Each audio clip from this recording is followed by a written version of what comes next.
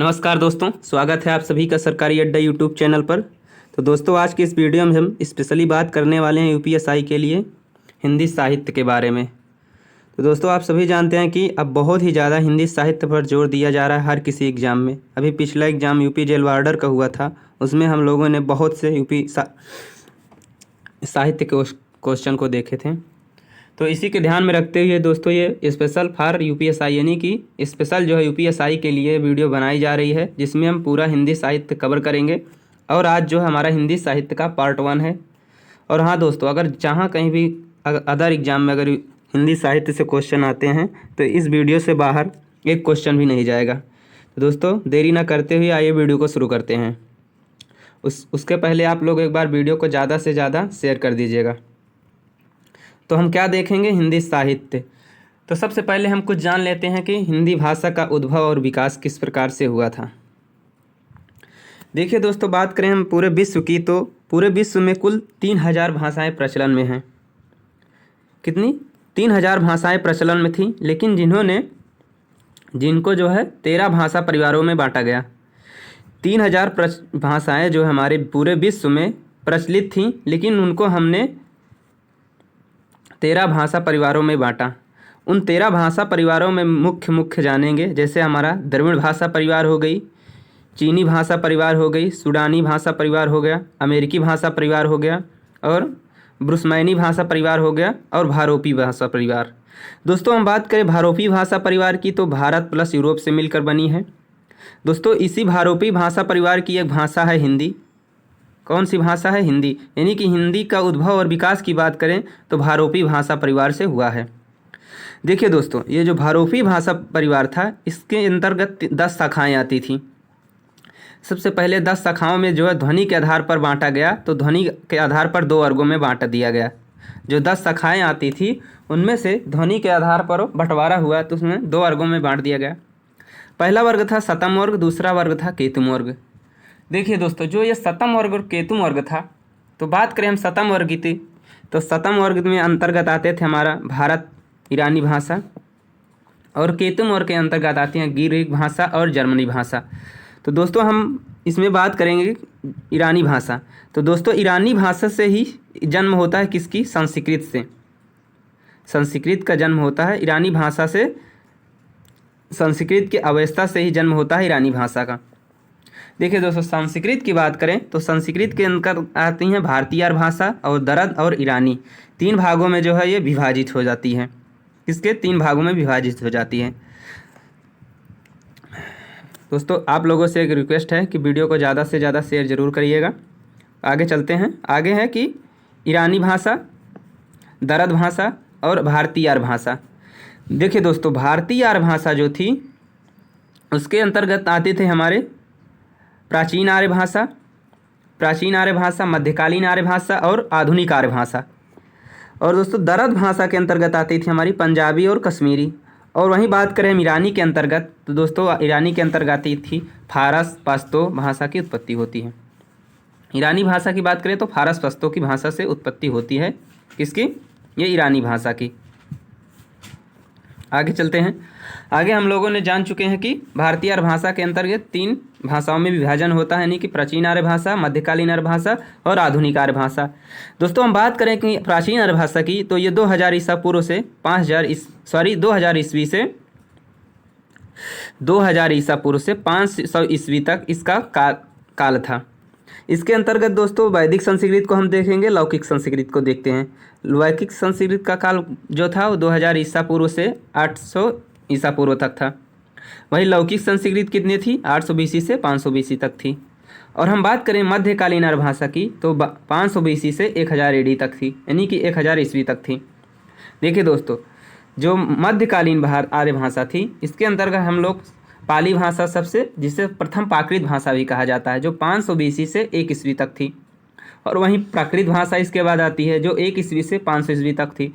उसी में आगे आ जाती है आर्य भाषा, अपभ्रंश भाषा, जो 500 ईस्वी से 1000 ईस्वी तक थी। तो ये हो गया विभाजन। और हम अब देखेंगे कि जो अपभ्रंश भाषा थी दोस्तों, तो ये अपभ्रंश छोटे छोटे कई टुकड़ों में विभाजित हो जाती है, यानी कि अपभ्रंश से कई अपभ्रंश का विकास हो जाता है। जैसे सौरसेनी अपभ्रंश का विकास हो जाता है, अर्धमागधी अपभ्रंश, मागधी अपभ्रंश, केकय अपभ्रंश और टक अपभ्रंश और ब्राचड़ अपभ्रंश।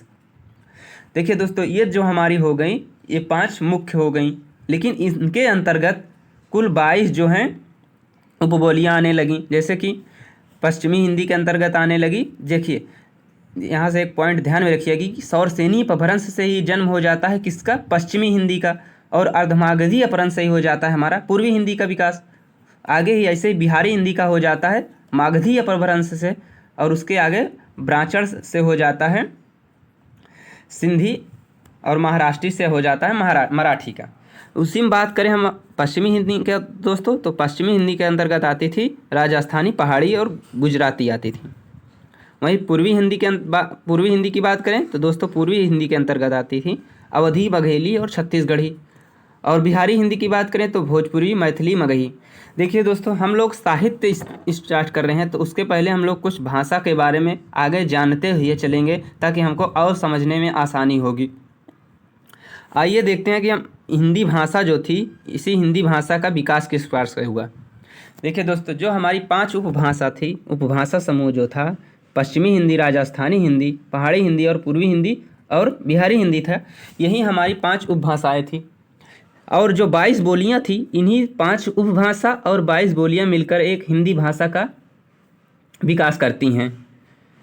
22 बोलियां कौन थी, तो दोस्तों 22 बोलियां जो थीं उसमें थी हमारा पश्चिमी हिंदी के अंतर्गत आती थी हमारी खड़ी बोली, ब्रजभाषा, बांगरू, बुंदेली और दक्षिणी। देखिए दोस्तों, हमने अपने हाथ से खुद नोट्स तैयार किए हैं, तो आशा करता हूँ आप लोग भी अपने ही हाथ से नोट्स तैयार करेंगे और बढ़िया से नोट करेंगे। आगे देखते हैं राजस्थानी हिंदी की बात करें दोस्तों, मारवाड़ी, मेवाती, ढूंढाड़ी, हड़ौती, मालवी, मेवाड़ी और बागड़ी। वहीं पहाड़ी हिंदी की बात करें तो गढ़वाली, कुमाऊनी और पश्चिमी पहाड़ी। पूर्वी हिंदी की बात करें तो दोस्तों अवधी, बघेली, छत्तीसगढ़ी आती हैं। बिहारी हिंदी की बात करें तो भोजपुरी, मैथिली, मगही। देखिए दोस्तों, यहाँ एक बिहारी हिंदी का एक ट्रिक बता रहे हैं, भोजपुर में मेथी महंगी हो गई। आगे देखते हैं अब हिंदी भाषा का जो हम आधुनिक आर्य भाषा काल के बारे में जानेंगे। आधुनिक आर्य भाषा काल जो था दोस्तों, वो 3 वर्गों में बांटा गया, प्रारंभिक काल, एक मध्यकाल, एक आधुनिक काल में बांटा जाता है। जो प्रारंभिक काल की बात करें तो 1000 ईस्वी से 1500 ईस्वी तक था। कब से कब तक, 1000 ईस्वी से 1500 ईस्वी तक था। वहीं मध्यकाल की बात करें तो 1500 एडी से 1800 एडी, और आधुनिक काल की बात करें तो 1800 एडी से अब तक आधुनिक काल चला आ रहा है। हम आधुनिक आर्य भाषा काल के अंतर्गत 3 काल का विभाजन कर रहे हैं, प्रारंभिक काल, मध्यकाल और आधुनिक काल। इन्हीं को हम आगे बढ़ाते हुए देखते हैं। उसके पहले हम कुछ और इतिहासकार थे, कुछ लेखक थे, विद्वान थे, उनके बारे में हम जानेंगे। जैसे कि एक सबसे पहले हेडिंग लगा लेंगे कि हिंदी की व्युत्पत्ति और अर्थ। दोस्तों, एक लेखक हुए डॉक्टर भोलानाथ तिवारी। कौन? डॉक्टर भोलानाथ तिवारी हुए। इन्होंने एक कथन दिया कि हिंदू शब्द फारसी भाषा का शब्द है। इन्होंने शब्द दिया कि हिंदू शब्द फारसी भाषा का शब्द है, और हिंदू शब्द का सबसे पहले प्रयोग जो किए वो निषिद्ध चूर्णी ग्रंथ में मिलता है। किसमें किया गया? निषिद्ध चूर्णी एक ग्रंथ था, उसमें हिंदू शब्द का सबसे पहले प्रयोग किया गया। वहीं हम बात करें हिंदू शब्द, दोस्तों फारसी भाषा का शब्द है, लेकिन जो इसका संस्कृत शब्द है, इसका जो है सिंधु फारसी भाषा का रूपांतरण है। ये फारसी भाषा का जो संस्कृत शब्द है, इसका सिंधु जो हुआ वो फारसी भाषा का रूपांतरण हो जाता है हिंदू। वही हिंदू के बाद हिंद, हिंद के बाद हिंदी, हिंदी के बाद जो हिंदी के बाद हिंदी पे आता है।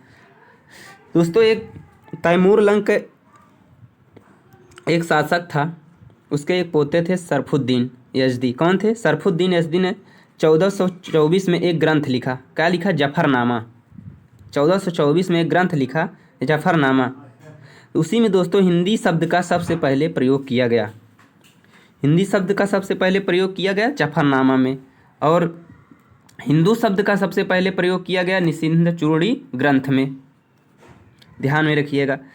तो अब कुछ हिंदी साहित्य के कोश हुए, ये कोश क्या होते हैं आगे देखें, अभी सिर्फ इतना जानना है कि हिंदी साहित्य में कुछ कोश लिखा गया। दोस्तों इन्होंने किसने लिखा, डॉक्टर धीरेन्द्र वर्मा ने, एक लेखक थे डॉक्टर धीरेन्द्र वर्मा ने। इन्होंने लिखा कि हिंदी नाम देने में सबसे महत्वपूर्ण योगदान रहा अबुल हसन का।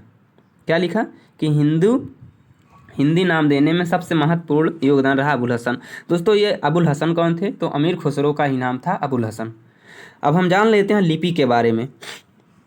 तो दोस्तों लिपि क्या होती है कि मूल ध्वनि के लिए जो चिन्ह माने गए उन्हें हम वर्ण कहते हैं, और वर्ण जो जिस रूप में लिखे जाए उसी को हम लोग लिपि कहते हैं। आशा करता हूँ आप लोगों को लिपि समझ में आ गई होगी। अब हम आगे बात करते हैं कि भारत में 3 वर्गों में विभाजित लिपि सिंधु लिपि थी, और इसी सिंधु लिपि के बारे में हम जानेंगे। पहली थी कि सिंधु लिपि, खरोष्टी लिपि और ब्राह्मी लिपि। देखिए दोस्तों, खरोष्टी लिपि का जो जन्म था वो दक्षिणी शैली और उत्तरी शैली से होता है। दक्षिणी शैली के अंतर्गत हमारे आती थी तेलुगु और तमिल और कन्नड़ भाषा आती थी। वही देवनागरी की बात करें तो दोस्तों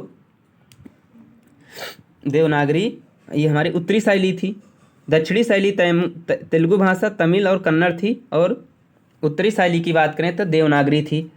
देखिए दोस्तों, देवनागरी जो थी इसका सर्वप्रथम प्रयोग कौन करता है पता है, गुजरात का एक शासक था जयभट्ट। देखिए गुजरात का एक शासक हुआ जयभट्ट ने ही देवनागरी लिपि का सबसे पहले प्रयोग किया। दोस्तों जब प्रयोग किया तो विद्वानों ने नहीं माना और उसमें कुछ सुधार किए। पहला सुधार करते हैं कौन, बाल गंगाधर तिलक। देखिए दोस्तों, बाल गंगाधर तिलक जो थे, बीजी तिलक कहते हैं जिसे, इन्होंने 1904 में 190 टंकण फंट का जो है, इन्होंने क्या सुधार किया, 190 टंकण फंट, यानी कि कुछ शब्दों का इन्होंने सुधार किया।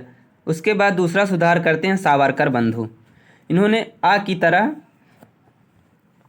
12 खड़ी की जानकारी दी। इन्होंने सुधार किया आ की 12 खड़ी क्या होती है, आ ई उ, ये जो है ये लिखी हुई है जो, ये हमारी 12 खड़ी होती है। ओके। तीसरा सुधार करते हैं हमारे डॉक्टर श्याम सुंदर दास। कौन सुधार करते हैं, डॉक्टर श्याम सुंदर दास। देखिए दोस्तों, डॉक्टर श्याम सुंदर दास जो थे, इन्होंने सुधार किया पंचमाक्षर की जगह अनुस्वार का प्रयोग किया जाए, यानी कि जो देवनागरी लिपि में पंचमाक्षर का प्रयोग किया जाता है, जिसे हम लोग अंगा इया अड़ा नामा कहते हैं, ये हमारे पंचमाक्षर हो गए, इनकी जगह अनुस्वार का प्रयोग किया जाए, यह हुआ अनुस्वार का चिन्ह। ओके। आगे हम कुछ और चर्चा करते हैं कि हिंदी साहित्य की लेखन की परंपरा, हिंदी साहित्य लेखन की परंपरा के बारे में जानते हैं। दोस्तों हिंदी साहित्य के लेखन की परंपरा जो थी, इसका सबसे पहला प्रयास करते हैं फ्रेंच विद्वान, कौन थे, गारसा दतासी। दोस्तों गारसा दतासी ने लिखने का प्रयास किया फ्रेंच भाषा में। सबसे पहले लिखने का प्रयास कौन किया, गारता दतासी। दोस्तों गारता दतासी की एक पुस्तक थी, कौन थी, इस्तवार दला इंदुई हिंदुस्तानी और लितरेंतर युग। दोस्तों इनकी जो ये पुस्तक हुई, कौन, इस्तवार दला इंदुई हिंदुस्तानी लितरेंत्यूर, इनकी ये पुस्तक हुई। प्रारंभ में दोस्तों जो इनकी पुस्तकें थी ये तो 2 भागों में विभाजित हुई, यानी 2 भागों में प्रकाशित हुई। पहला प्रकाशन हुआ इसका 1839 में और दूसरा होता है 1847 में। देखिए दोस्तों, लेकिन 2 भागों में कब हुई, 1839 और 1847 में, और इसका तीसरा विभाजन हो जाता है 1871 में, 3 भागों में प्रकाशित हो जाती है। कौन, यही गारता दतासी के जो 5 पुस्तकें थी, इसका तीसरा विभाजन हो जाता है। तो दोस्तों गारता दतासी अपनी पुस्तक में वर्णन करता है कि क्या वर्णन करता है कि 738 कवियों का वर्णन किया, जिसमें हिंदी के 72 कवि थे, बाकी सब उर्दू के थे। कितने कवियों का वर्णन किया, 738, और जिसमें हिंदी के थे 72, बाकी सब उर्दू के थे। उसी में एक लेखक हो, मतलब इसकी जो एक पुस्तक थी इस्तवार दोस्तों, उसका हिंदी में अनुवाद किया कौन, हिंदुई साहित्य का इतिहास। कब हुआ, 1952 में। इसका जो पुस्तक थी इस्तवार, उसका हिंदी में अनुवाद कर देते हैं हिंदुई साहित्य का इतिहास 1952 में। अब दोस्तों हम बात कर लेते हैं कुछ ग्रंथ के बारे में। तो दोस्तों सबसे हिंदी भाषा में लिखित सबसे पहला ग्रंथ जो था वो था भाषा काव्य संग्रह। इसको लिखा किसने था, तो इसको दोस्तों लिखा था महेश दत्त शुक्ल ने। कब लिखा था? 1873 में लिखा था। आगे चलते हैं दोस्तों, आगे होते हैं एक लेखक जॉर्ज ग्रियर्सन। कौन थे? George Grierson. दोस्तों इनकी एक पुस्तक थी the modern vernacular literature of Hindustani. क्या थी? The modern vernacular literature of Hindustan. दोस्तों इसका हिंदी में जो अनुवाद करते हैं वो करते हैं किशोरी लाल गुप्त ने किया। किसने किया? किशोरी लाल गुप्त ने इसका हिंदी में अनुवाद किया। दोस्तों जो जॉर्ज ग्रियर्सन थे, इन्होंने अपने ग्रंथ में 952 कवियों को शामिल किया। कितने कवियों को? 952 कवियों को शामिल किया, जिसमें साहित्य का स्वर्णकाल भक्ति काल को बताया है। यानी कि इन्होंने बताया कि साहित्य का जो स्वर्णकाल है वो भक्ति काल है। लेकिन आगे एक लेखक होते हैं तज़किरा-ए-शुअराई। इनकी लिखी गई एक पुस्तक थी 1838 में, मौलवी मरुद्दीन। इन्होंने कुल कितने कवियों की बात की? तो दोस्तों 1004 कवियों की बात की, जिसमें 62 हिंदी के कवियों को रखा। दोस्तों जो तज़किरा-ए-शुअराई पुस्तक थी, इसके लेखक थे कौन? मौलवी मुराददीन। कब लिखी गई? 1838 में। और दोस्तों इस जो पुस्तक थी इसका प्रथम बार कालक्रम किया गया। कब किया गया? इसका प्रथम बार कालक्रम के अनुसार ध्यान में रखा गया। यानी कि क्रम के अनुसार, जैसे सबसे पहले 10 आएगा तो सबसे पहले 10 का रखेंगे, 12 आएगा फिर 13, फिर ऐसे, यानी कि क्रम के अनुसार रखा। किस पुस्तक में? तज़किरा-ए-शुअराई। किसने लिखी थी? मौलवी मरुद्दीन ने। कब लिखी? 1838 में। अब हम जान लेते हैं कुछ काल विभाजन, हिंदी साहित्य का काल विभाजन। तो दोस्तों हिंदी साहित्य काल विभाजन की चर्चा सबसे पहले करते हैं आचार्य रामचंद्र शुक्ल। कौन करते हैं? आचार्य रामचंद्र शुक्ल। इन्होंने आदिकाल को वीरगाथा काल कहा और वीरगाथा काल को चारण काल और पूर्व मध्यकाल को भक्ति काल। इसका नाम जो था, यानी कि सबसे पहले जान लेते हैं हम आदिकाल को। आदिकाल को वीरगाथा काल कहा जाता है, जो कि 1050 ईस्वी से 1375 ईस्वी। और वहीं बात करें फिर पूर्व मध्यकाल आता है, फिर उत्तर मध्यकाल। पूर्व मध्यकाल को कहा गया भक्ति काल। दोस्तों वीरगाथा काल और भक्ति काल, यानी कि वीरगाथा काल को चरण काल कहा गया और पूर्व मध्यकाल को भक्ति काल कहा गया। और इनको जो दोनों का नाम दिया वो जॉर्ज ग्रियर्सन देता है। कौन? George Grierson. और उत्तर मध्यकाल को रीतकाल कहा गया, जो 1700 ईस्वी से 1900 ईस्वी तक था। तो दोस्तों आशा करता हूँ आप लोगों को यहाँ तक हमारी बातें ज़रूर पसंद आई होंगी। और हाँ, आगे हम अगली वीडियो में इसके आगे से कुछ लेखक और कविताओं के बारे में, रचनाएं के बारे में, कृतियों के बारे में देखते हुए चलेंगे। आज तो हमने इसका पूरा इतिहास जाना कि हिंदी साहित्य का इतिहास क्या है, हमारी हिंदी भाषा का इतिहास क्या है। तो दोस्तों आज के लिए इतना ही। लाइक शेयर कमेंट ठोको। जय हिंद।